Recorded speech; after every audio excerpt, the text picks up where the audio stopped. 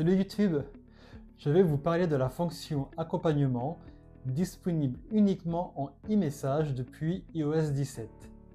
Cette fonction se montre utile lorsque vous souhaitez informer vos proches de votre arrivée à un lieu.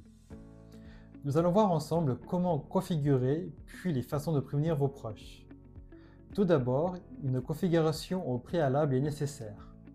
Pour cela, il faut vous rendre dans Réglages, puis Messages sous iOS 17 ou Apps si vous êtes sous iOS 18, et ensuite chercher l'application Messages.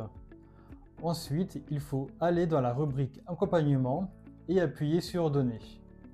Vous avez deux options.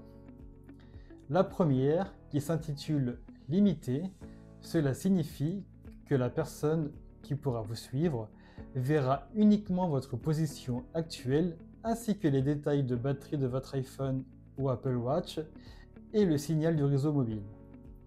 Ensuite, la deuxième option s'intitule Intégrale.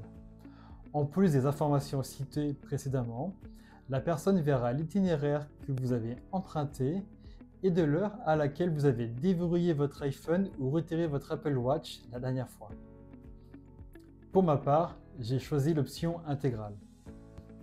Ensuite, il faudra vous rendre directement dans l'application Messages et aller chercher les contacts avec qui vous souhaitez activer la fonction Accompagnement. Je vous rappelle que cette fonction est disponible uniquement avec e-message, donc entre iPhone et depuis iOS 17. Ensuite, appuyez sur le bouton plus en bas à gauche, puis Accompagnement. Et sur Modifier, vous avez plusieurs options. La première option, Quand j'arrive, ou Destination sur iOS 18. Il suffit de renseigner une adresse d'arrivée et le périmètre, grand, moyen et petit. Ensuite, en appuyant sur OK, il faudra préciser votre moyen de transport, en voiture, en transport en commun ou à pied. Si je mets plus de temps que prévu ou que je n'avance plus pendant un certain temps, l'application avertira la personne qui me suit et je devrais affirmer que je vais bien. Lorsque j'arrive à la destination, la personne qui me suit est automatiquement prévenue. Pour ma part, c'est cette option que j'utilise. Ensuite, vous avez une deuxième option, minuteur. Vous indiquez le temps estimé pour arriver à votre destination. De même, si le temps est dépassé, vous recevrez une notification pour savoir si tout va bien et rajouter du temps si nécessaire. Enfin, sous iOS 18, une troisième catégorie sera disponible sous le nom d'exercice.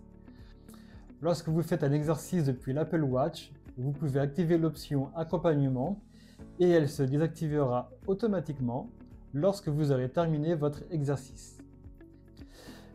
Et voilà, vous savez tout sur l'option Accompagnement. J'espère que cette vidéo aura été assez claire et n'hésitez pas à me faire des retours. Et comme toujours, pour me soutenir, n'hésitez pas à mettre des petits pouces, à vous abonner à ma chaîne et on se dit à très vite.